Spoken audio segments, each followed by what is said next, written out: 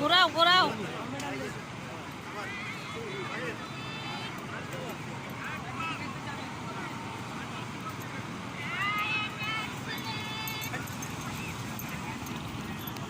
বাপ মেয়ের আনন্দ, কক্সবাজারের আনন্দ, ঘোরাতে করিয়া তারা চড়িতেছে আর আমি পিছনে ক্যামেরায় ভিডিও করিতেছি।